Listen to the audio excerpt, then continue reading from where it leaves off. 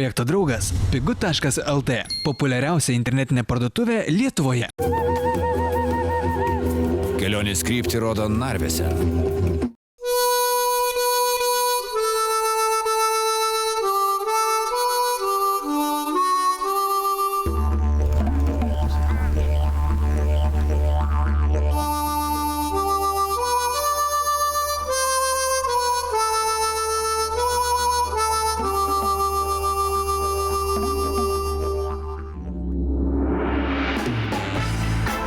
Praėjusią vasarą mes jums pasakojame apie nuotykius keliaujant per 3 pietryčių Azijos šalis.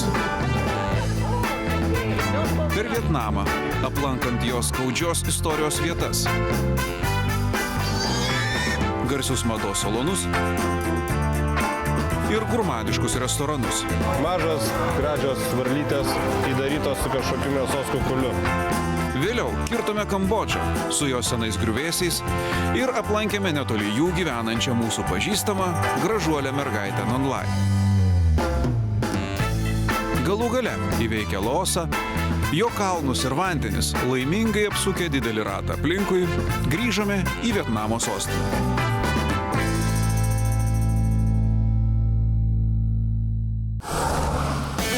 Nuo to laiko mes visi tapome 1 metais vyresni. Ir štai dabar galų gale atsidūrėme ten, kur vykti ilgai atidėliojome. Ateis grizlis arba ryklys iš vandens ir mūsų užpuls.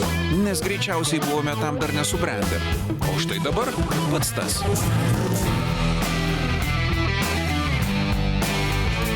O kokia čia šalis ta Australija. Prieš akis 30 dienų ir 1000 kilometrų Australijoje. Važiuoja.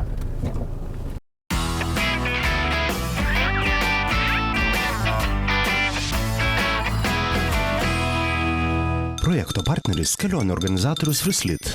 Projekto draugas pigu.lt – populiariausia internetinė parduotuvė Lietuvoje. Kelionės kryptį rodo Narvėse. Sveiki, aš esu Martynas Starkus, o čia mano kelionių bendrakeleivis Vytaras Radzevičius. Sveiki, gyvi. Mes keliausime per Australiją. Naujas projektas visas Australijos dulkės, kurio metu turime nuvažiuoti iš Brisbano iki pat Perto per pietinę Australijos dalį ir dar įsukti į žemyno vidurį, kiek sugebėsime. Ir mes pakviesime jūs keliauti kartu. Štai čia yra mūsų kelioninis automobilis. Tačiau su juo mes nenuvažiavome dar nei 1 metro, nors esame jau savaitę kelyje ir nuo Brisbano nutolome per 2000 km. Kaip visą tai nutiko? Jūs pamatysite netrukus. Papasakosim apie tai. Viskas prasidėjo ankstų, labai ankstų rytą Brisbane.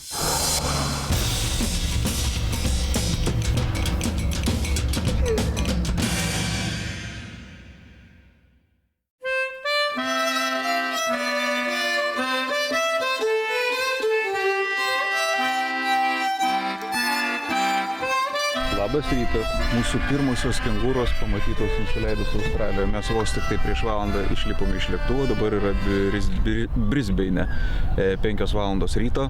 Ir gražus 4 kengūrų spiečius. Australijoje mes praleisime 30 dienų, tai reiškia, kad turbūt pamatysime ne tik kengūrų, tačiau ir valų, ančiasnapių, krokodilų ir kitų mielų sutvėrimų.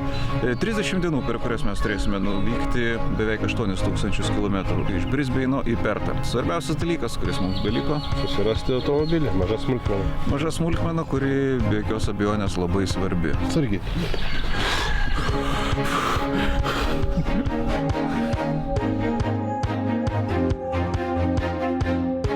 Tai yra mūsų jau 9 televizinis kelioninis projektas ir nei vieno karto, kad viskas vyktų sklandžiai. Galbūt ne vieną kartą Jungtinėse Amerikos valstijose mes iš tikrųjų radom tą mašiną ten, kur buvom susitarę, su padėtais porotų rakteliais.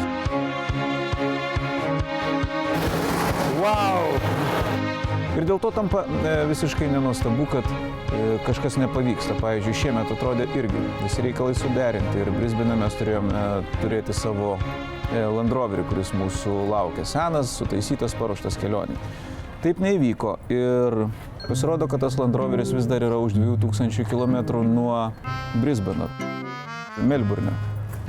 ką daryti? Mes galėjome A variantas – sėdėti ir laukti, kol jis atvyks pas mus, tačiau, kaip rodo praktika, tokie atvejai nepasiteisina, taip kad geriau mums patiems važiuoti link to automobilių ir žiūrėti, kokia yra situacija. Taip kad 2000 km mes nusprendėme įveikti išsinuomotų automobilių.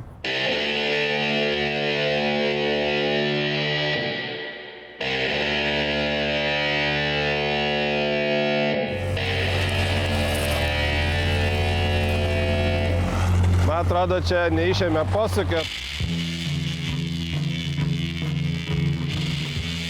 Flashing atits for the driver. Wow. Tai čia taip padaryti? O.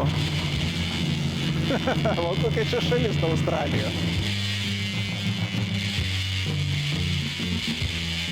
Nuomoti automobilį Australijoje yra labai paprasta.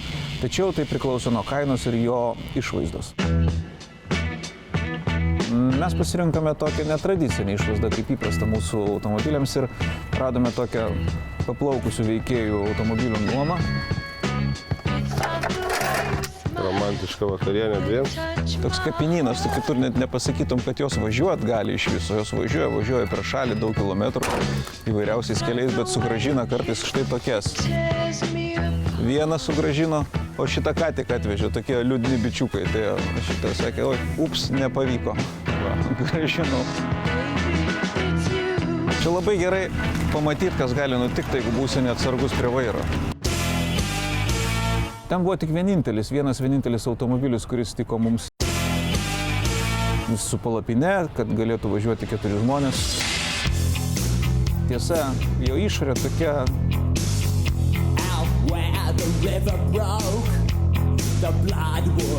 Važiuosim kaip seniai hipsteriai kelionės pradžioje.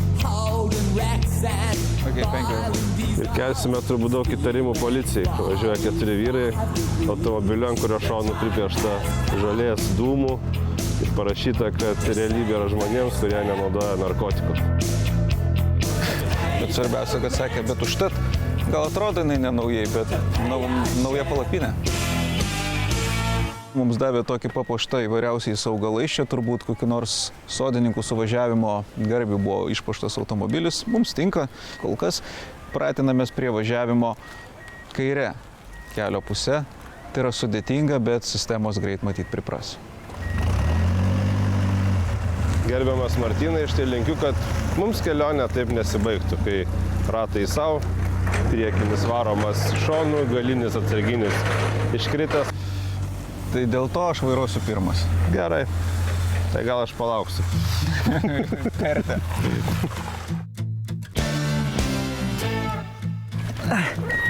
Meistras negalėjo išleisti mūsų ramiai. Jiem prireikia būtinai užrašyti dar vieną užrašą, kad visa tai, kas ten parašyta, yra, kad žiūrovas suprastų, kad vartoti narkotikus yra blogai. Tai va, jis toks įdomus menininkas, aišku, bet jis dabar mano draugas. Tokia situacija, nieko nepadarysi. Dėl to mes sėdome į štai šią seną Toyota su palapinę ir patraukėme 2000 km iki Melburno. Susiradus laikiną mašiną, metas kitam, nemažiau svarbiam darbui – išmokti važiuoti priešingą, nei esame įpratę kelio pusę. Wow!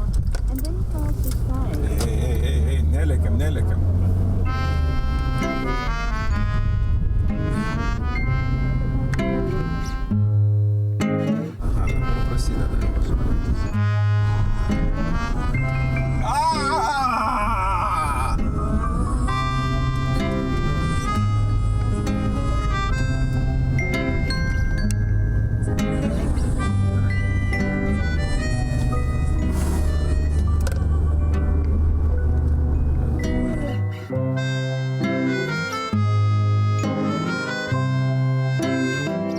Žinok, važiuot lengva. Vaikai, galiu, žinok, ramiai važiuoti tiesiai. Nieko, bus dar žiedų. Bus ne viena juosta žiedų. Mums tai yra visiškai neįprasta, tavo visas procesorius turi būti perkrautas ir instaliuota visai kita sistema, kaip tu turi važiuoti. Tačiau prie to pripratus po truputėlį lėtai atsargiai, tu jau jautiesi labai patogiai. Here in Australia I was born, heave away, haul away, old Australia round Cape Horn, going to Australia. Heave away, you ruler kings, heave away, all the way. Heave away, you'll hear me sing. Going to Australia, going to Australia. Mes norime pakviesti televizijos žiūrovus į televizijos apybraižą. Arba televizijos novelė pasimatymas Brisbano upėje. Sakė, hi, folks, užeikit. Ir visa tai svarbiausia yra nemokamai, kas ypatingai džiugina jaunus tėčius. Labą dieną.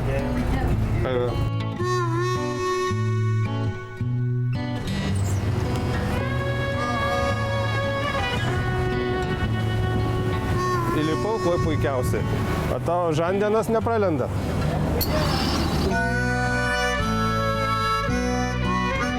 Brisbane gyvena tik apie 2 milijonus gyventojų. Įkurtas jisai 1824 metais. Iki tol čia gyveno aborigenai. Ir pirmieji baltieji pasirodė būtent kaip mano minėta data. Brisbano miestas, pavadinimas kilęs nuo upės pavadinimo. Ir jisai iš tikrųjų jaunas, ramus, kaip sako ir visa Australija rami, mes dar galėsime įstikinti.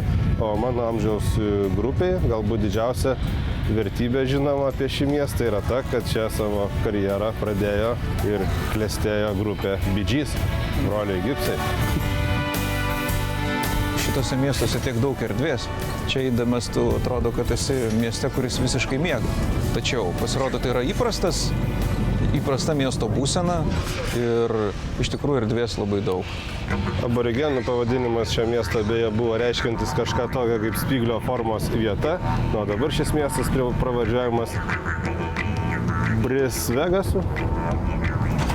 Oi, suvažiuoja panašiai kaip tu su per bordiūrus. Brisvegas, čia vietinių daug. Taip kad gražaus žiūrėjimo.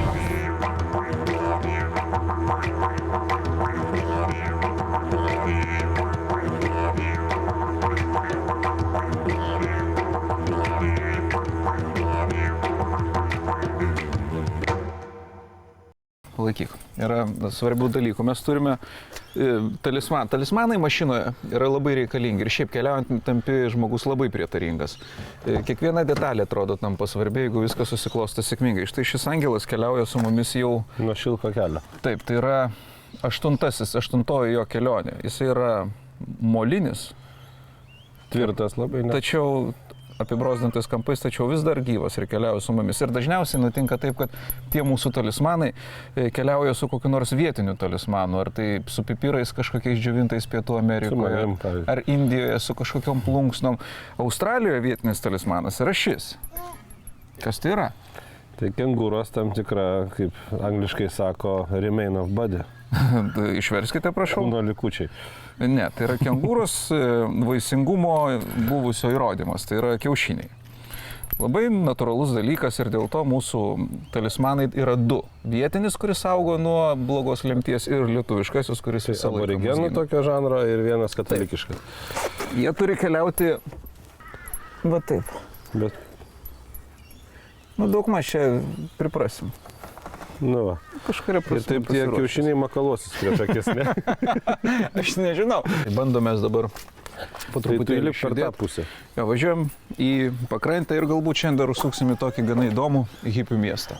Byron Bay. Iki. Kur raktai? Va.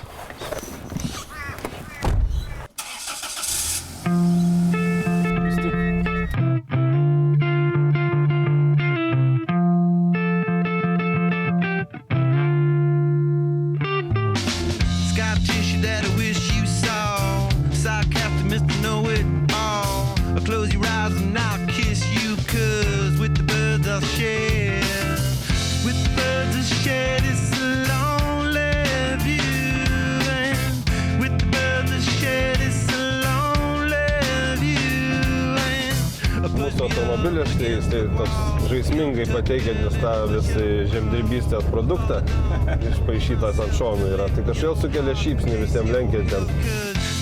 Išvažiavę iš Brisbano pirmąją dieną mes vairavome palyginus nedaug, tai buvo gal kokie 400 km, nes visai netikėtai nemažai laiko praleidome Byron Bay'uje.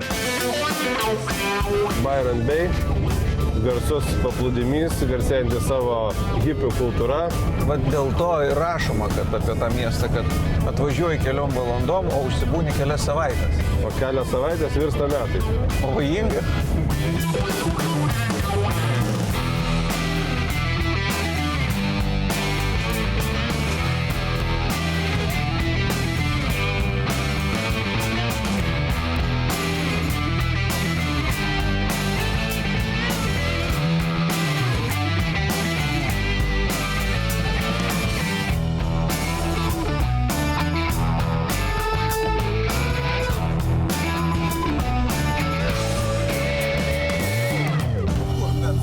Australijoje pagrindinis dalykas turbūt, kada tavo artimieji sužino, kad nuvažiuoji, yra rykliai. Didžiausia baimė yra, kad čia vos įlindus į vandenį, jie iš karto pradeda puotauti. Ir kaip tik prieš 3 dienas čia viena moteris supuotavo. Jinai plaukė 600 metrų nuo krantą ir nebegrįžo. Kaip pranešė per radiją, rado jos likučius ir maudymus su kepuraite.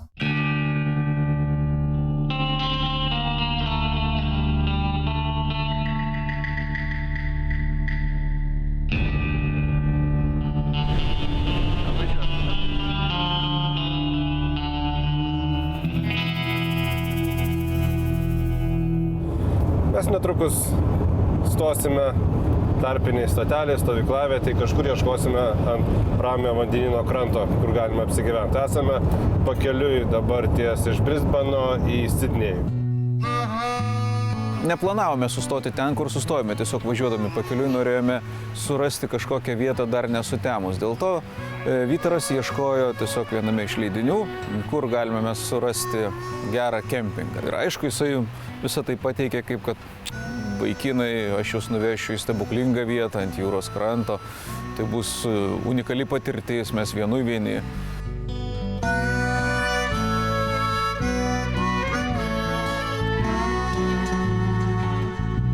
Na, jis taip įsivaizdavo turbūt, kad taip turėtų būti. Bet kada mes atvažiavome į tą vietą, mes pamatėme, kad tai yra ankštas kempingas ant upės kranto. Labas vakaras. Mes atvykome miegoti į tokį kemperių stovyklą. Ten okeanas visai netoli, čia kažkokia įlanka. O mums buvo išbandymas išsitraukti, išsivinioti palapinę, kurią vežėmės ant stogo. Ten atkabinai taip pusė?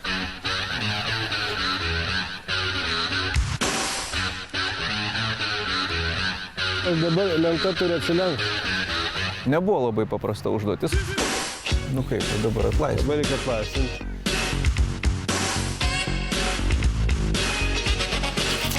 Visuomet pirmą kartą, kai kažką darai, tau tai trunka lėčiau negu kad įpratusi. Čia jisai sakė, atvešiu jūs į nuostabiausią vietą pasaulyje, prie vandenyno. Galėsime žiūrėti saulėlydį, pasitikti saulėtekį drauge. Nu gerai, tai tu gaudyk. Aš gaudysiu. Sunkiai, negailėk. Tai viskas.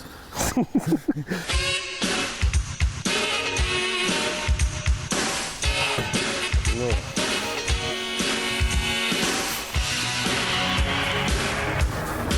Jau prie.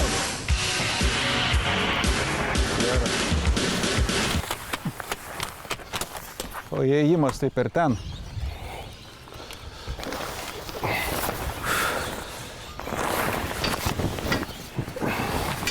Čia marčio įėjimas. Nu, reiškia, mes turim vieną pagrindinį įėjimą ir atsarginį įėjimą.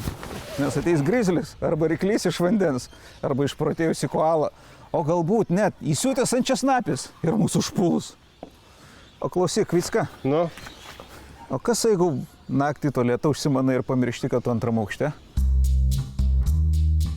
Man ta diena buvo tokia ne pati geriausia, aišku, ten padauginus picos. Galim taip važiuoti. Šitai. Tik kopėčias pakelsim. Ir kopėčių nekelkim. Šiaip patogiau važiuos. Važiavimo metu galima įlipti, išlipti. Kuri mano skrandžiui buvo neįprasta, kurį laiką buvo visiškai jinai sustoja. Nei aukštyn, nei žemyn, viskas, viso gero. Ir ten Vytaras išgelbėjo mane atnešęs vaistų, dėl ko kitas rytas buvo šviesus, geras ir vėl galima buvo važiuoti ir kitą kartą jau galvoti apie saiką, kas yra gerai. Australų draugiškumas mane stulbina. Aš nuėjau į pas stovyklos viršininkę, rekomendantę, jeigu taip galima pasakyti. Paprašiau pagalvių, gavau visiems po pagalvės, paprašiau kėdžių, dujų balionėlį šitai virykliai. Nemokamai? Viską susirinkau, už 2 sumokėjau 5 baksus, australietiškus. Pagalvės nieko. Už pagalvės tai palinkėjo labos nakties ir sakė saugoti uodų. Nuodų jau minėjau, kad dar irgi nemokamai. Aš irgi buvau išėjęs, nes nieko nepasiruošęs. Sakiau, mums reikia rankšluosčių. Sakė, gerai, mes turim, žiūrėk, kokie jie turi rankšluosčių. Davė. Sakė, šitie labai geri rankšluosčiai. Nu, kaip suvenyras. Australijos vėliava. Oi, prašau. Bet aš pagalvojau, o kaip, jeigu būtų Lietuva? Jeigu Lietuvos vėliava, kaip tu reaguotum? Jautriai ir nejautriai? Nu, pas mus turbūt jautriai reaguotum. Jeigu būtų rankšluostis Lietuvos trispalvių ir visi trintųsi, na, tarkim, ne visai šventai atrodančias kūno vietas, ne? Taip yra tam tikrų, kurias mes labiau linkę menkinti. Dar vienas dalykas, čia besilsinti žmonės yra ne čia išvažiavę patriotai ir jie kiekvienas prie savo beveik namelio iškelia Australijos vėliavą, vos kad ir nedidelę. Tai mes, kad neatsilikt, mes turim irgi savo, mes čia esame pasiruošę iškelti Lietuvos vėliavą. Pavyzdžiui, nu kur nors. Nu, pritaikysim, pritaisysim. Nu, viskas. Manau, kad stovykla mūsų įrengta. Naktis buvo sąlyginai nebloga, jeigu net tai 100 000 uodų, kurie kando visą naktį, visą vakarą ir visą rytą.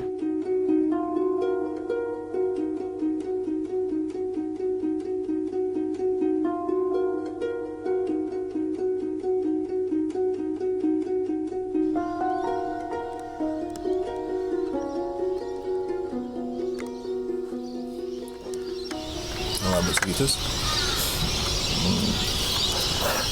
Norite svečius? Nakties mygi.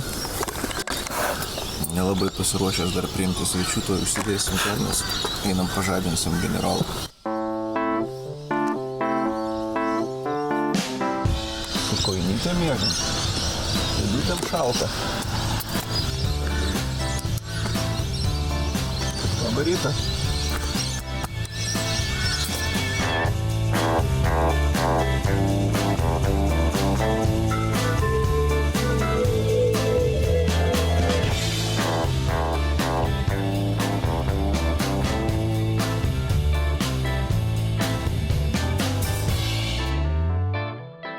Marčius visai išėjęs iš veido, atrodo, jo pietinė pica irgi jam sutrikdė sveikatą ir jis visas nesavas. Dabar ar proga į kažkur iš savo lagaminų gilumų įsitraukti pirmos pagalbos priemonę, gastrovalį. Tokiose situacijose manau, kad tai rimtai gali geriausiai padėti. Australijoje nežinau, ką čia reiktų pirkti. Marčiu, įkalk gastrovalį. Turėtų padėti. Vakar nuvažiavom šiek tiek mažiau nei planavome. Visos nakvynės sąlygos iš tiesų buvo puikios ir jeigu ne uodai, tai būtų iš vis rojus ir fantastika. Uodai čia tokie skiriasi nuo mūsiškiai, labai mažyčiai, juos sunku pastebėti, bet taip sega konkrečiai ir staigiai. Užeina toks skausmas ir viskas. Na dabar pakuosimės daiktus, bandysime surinkti palapinę ant stogo ir važiuosime šiandien į Sidnėjų apie 600 km. Tuo pat metu mes nė akimirkai nepamiršome apie Melburne mūsų laukiantį, tačiau labai neaiškios būsenos esantį automobilį. Artėjant prie jo, abejonių ir nerimų tik daugėjo.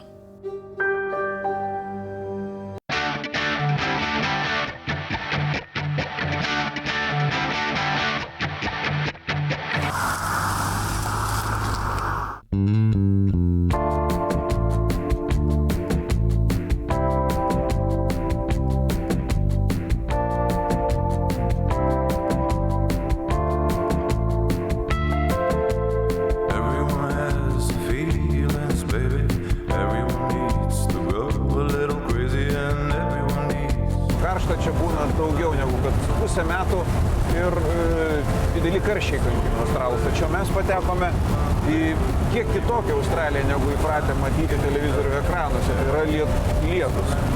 Šiuo metu yra balandis, tai Australija yra ruduo, rudens pradžia ir nėra tai neįprastas dalykas. Kita vertus, kaip pasiseks, kartais tie lietūs tęsiasi savaitę, kartais vos keli lašai per mėnesį.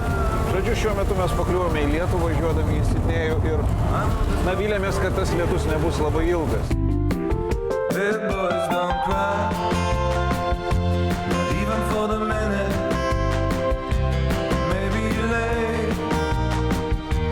late at night. Australijoje gyvūnų yra labai daug. Ir fauna, ir flora čia yra tokia gausi, taip kad didelėje šalyje natūralu, kad zoologijos sodų irgi yra labai daug. Tačiau kai kurias vietas sunkiai galėčiau pavadinti zoologijos sodais, nes, pavyzdžiui, mes važiavome pagrindiniu keliu ir pamatėme staiga kažkokią net apdriskusią iškabą, kad štai čia yra kažkoks koalų parkas.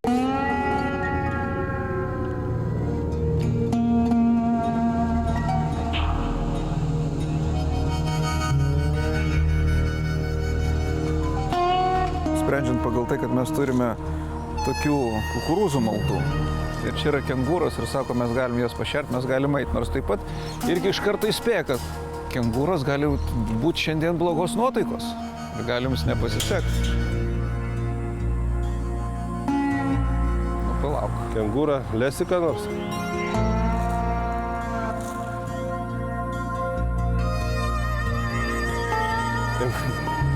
Eik arčiau, ko bijai, arčiau prieiti. O, turi draugą.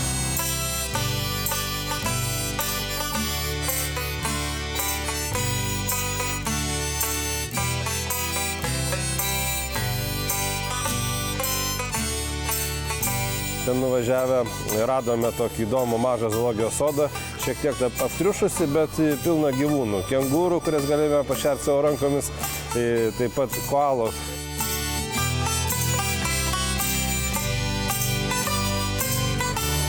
Gerbiamas Martynai, jūs kaip gamtos mokslų žinovas, štai čia pamačiau apie 12 koalų.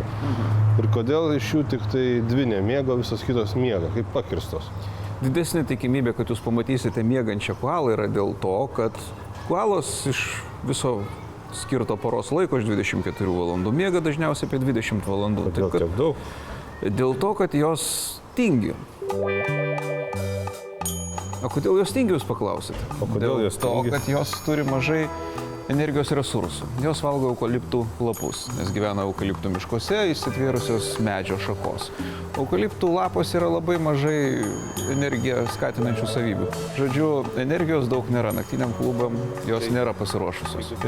Žmonių pasaulyje galima atrasti panašių pavyzdžių tarp jų. Ir tarp mūsų pažįstamų draugų yra, kurie nemažai. Kodėl jūs į mane taip pažiūrėjote?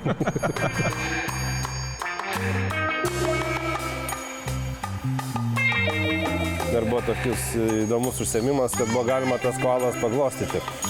Bet jų negali bet kur glostyti. Ta prižiūrėta, kurios pasima kaip kūdikį ant savo ant kaklo, pasikabina, tu gali prieėjęs koalą paglostyti jos užpakalinę dalį.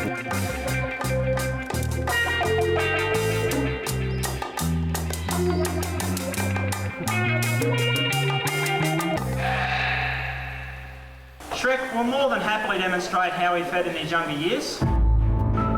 Na, taip pat paliko įspūdį ir krokodilas. Galbūt pirmą kartą tokį didžiulį krokodilą mačiau iš arti. Iš tikrųjų, stulbinantis gamtos stebuklas. Grožis, atrodo, kad pamatai atgyjusi dinozaurą. And 1, 2, 3, big jump.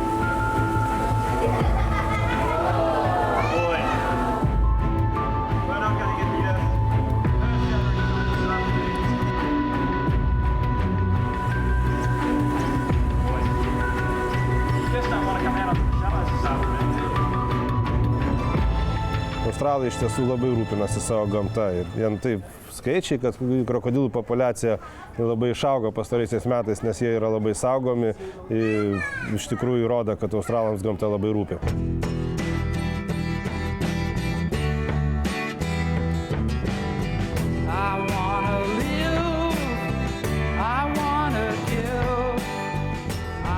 Mes kelyje jau šiandien esame 8 ar tai 9 valandą, na panašiai, 9 valandas. Pagalvoju, ar dėl to, kad apsilankėm pas koalas, užsikrentėm tą miego ligą tokią, davažiuoji ir norisi snūstelti padėjus ranką. Man ta proporcija 20 valandų per 24 miego visai patiko. Keep me searching for a heart of gold. Jau sutemus, praleidus dieną kelyje 12 valandų, galų gale pasiekėme didžiausią gyventojų skaičiumi miestą Australijoje – Sidnėjų.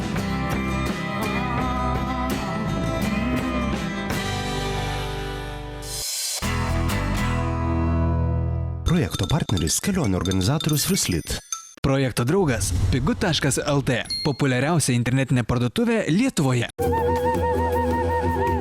Kelionės kryptį rodo Narvėse.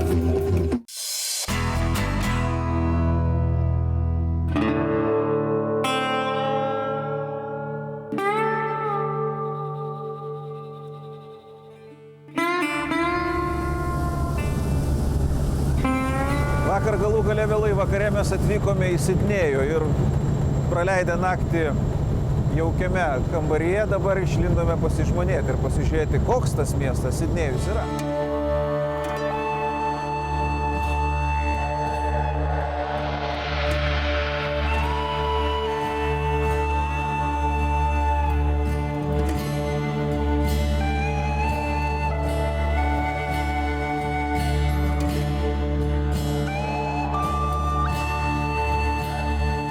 Į Sidnėjų ir aišku, štai čia tas atvirukas Sidnėjaus ir visos Australijos simbolis. Tai pasaulinio kultūros paveldo dalis, Sidnėjaus opera, pastatyta praėjusiam amžiuje 70-metyje ir sukūrė tuo metu dar niekam nežinomas architektas Jornas Utsonas. O daugelis ginčiasi, ką tai simbolizuoja? Tai pasakojama, kad jam iš vis kilo idėja lupant apelsiną. Vietiniai juokauja, čia jums kaip gamtos mokslų profesoriui būtų įdomu žinoti, kad sako, kad čia vaizduojamas vėžlių poravimasis. Teko matyti kada nors? Taip, stebėjome mes tai. Aš Kauno zoologijos sode mačiau, tai labai panašu, ten tai viskas gaunasi irgi. Pasaulyje traktuojama, kad tai yra burė. Bet kokiu atveju vienareikšmiškai yra tai, kad tai yra Australijos simbolis kaip kengūra, koala ir regbis.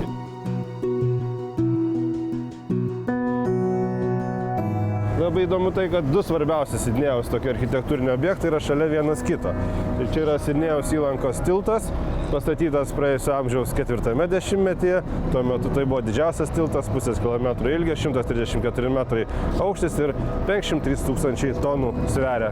To mes netrukus išlipsime ant tvirtos žemės. Deja, Sidnėjuje mes turime tik tai vieną dieną. Ką galima čia nuveikti? Mes netrukus tai... Atsargiai, nes labai bangavimas didelis.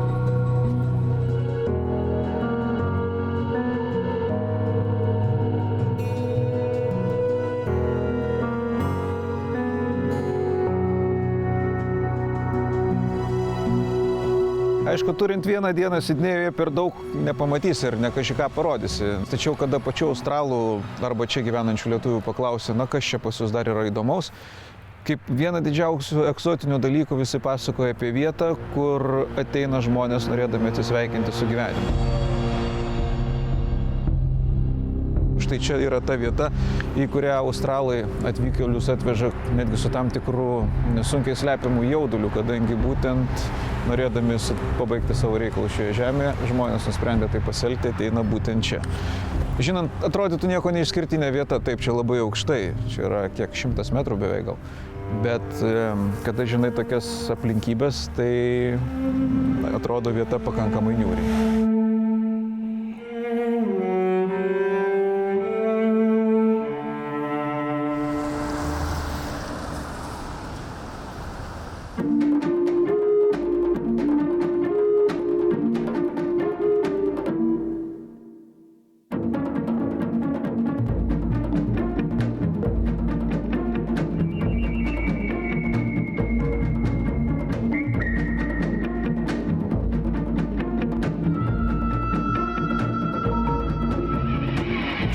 Vytaras atkeliavęs ir kur nors į kokią nors nepažintą vietą bandydavo paragauti vietinio, pavyzdžiui, alaus arba ten kokį nors staigiai puldavo į kokią nors vietinę virtuvę. O dabar ką jisai daro visos kelionės metu, kur aš dažniausiai jį matau? Pasižiūrėkit. One scoop of vanilla. Su vaikais nueina į ledų kioską ir prisipirka ledų. Dabar įdomu, kokius išsirinks, įtariu, kokį nors žemuogių skonio. Tai ledų. Jo, Tai kokių šį kartą? vanilinių. Vanilinių nepataikiau, vanilinių.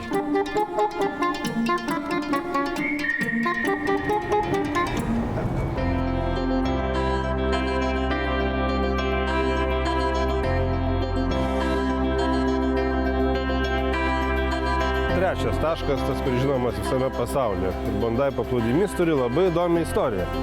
Taip, tai faktiškai Užupio gimimo istorija. Čia irgi kažkada buvo niekam nežinoma vieta, tokia nelabai populiari, buvo kanalizacijos vamzdis, Tiesiai va čia smirdėjo ir nieko gero nebuvo čia. Čia gyveno žydai ortodoksai, tie su peisais, ir po to pradėjo po truputį kraustytis menininkai į šią vietą. Ir tuomet šis rajonas tapo labai brangus. Čia paplūdimys nesiskiria niekuo nuo kitų Australijos paplūdimių. Jų beje yra labai daug.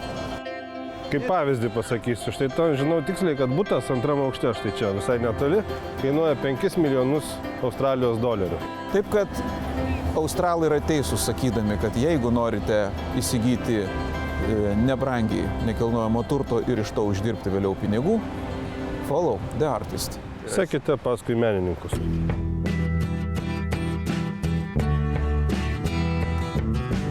Sidnėjus ne tik didžiausias Australijos miestas, 4,5 milijono gyventojų, labiausia tarptautinis miestas, čia gyvena įvairių tautybių žmonės. Tiesiog puikus, gražus miestas, didžiausias Australijos miestas. Čia labai gražios Sidnėjus. moteris, va, pavyzdžiui. Gražios moteris čia gyvena ir jos beje kalba labai daug kalbų. Do you speak Lithuanian? Taip. Malonu. Ačiū. Sidnėjus iš tikrųjų mums kelia labai daug emocijų, tuo labiau, kad ir čia labai didelė lietuvių bendruomenė. Su dalimi jos mes šį vakarą netgi šiek tiek labai trumpam susitiksime. Sidnėjuje mus susirado per Facebooką vietinę lietuvių bendruomenę ir kvietė susitikti. Vakare nuvykome į tokią kavinę prie Sidnėjaus operos ir einam ramiai ten taip nieko pernelyg didelių lūkesčių neturėdami, tiesiog susitiksim su lietuviais ir tiek ir staiga wow. Sveiki. Labas. Sveiki. Džiugu, aš jau galvojau, netvyks, mane visi čia. Truputį filmavom.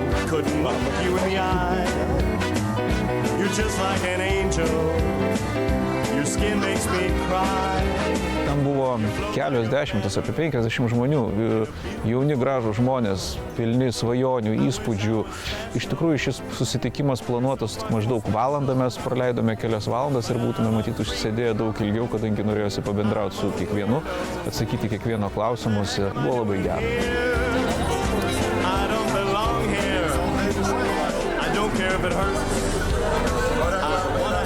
Tad taip labai smagiai pabendravę su lietuviais važiavome toliau iš Sidnėjaus į Melburno pusę. Važiuoja. Žin. Aš nusipirkau čia rinktinį kompaktą. Kompaktai yra didelė retenybė, pasirodo dabar jau. Groja.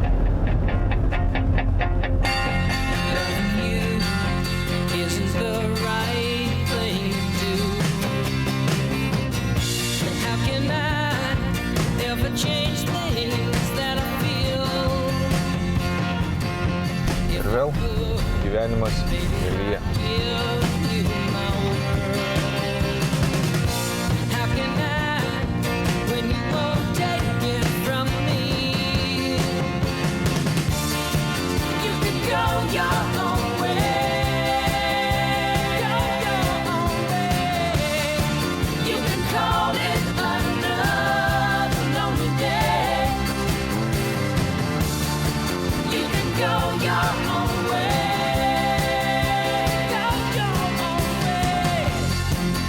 Iki Melburno buvo likusi tik viena diena kelio. Abejonės dėl galimybės tęsti kelionę planuotų automobiliu vis didėjo. Nuomonės šiuo klausimu išsiskyrė, tad atėjo metas lažyboms. Aš esu optimistas, iš esmės visada tikiu, kad viskas bus gerai. Marčius toksai bambeklis ir ne visada tiki gera baigtimi. Vytaras visuomet yra optimistiškas. Aš įtarus žmogus, aš toks geriau apsidraust ir maloniai nustebt, negu kad aklai tikėti ir paskui labai nusivilt. Aš nežinau, rytoj mes nuvažiuosim į Melburną, Bet tai žinok, aš vis dar turiu viltį, kad viskas bus gerai. Aš nemanau, jau Bet tai, kas galėjo nutikti, jau nutiko. Manau, kad čia dabar tik tai yra paskutinės sekundės atsikalbinėjimai.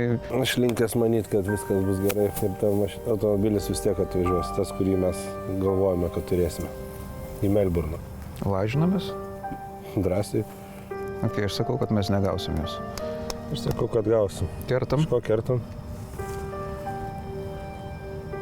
Nu va, iš kavos. 1000 puodelių kavos.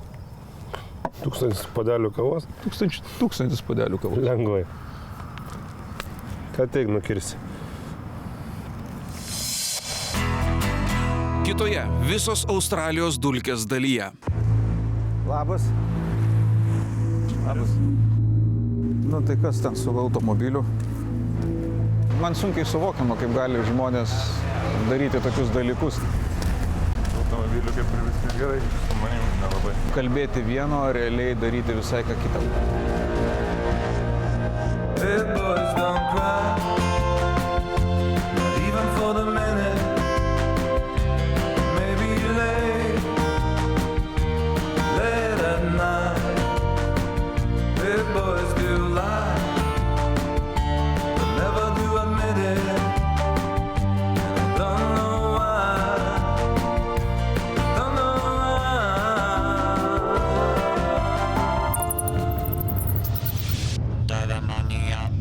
Projekto draugas – pigu.lt – populiariausia internetinė parduotuvė Lietuvoje.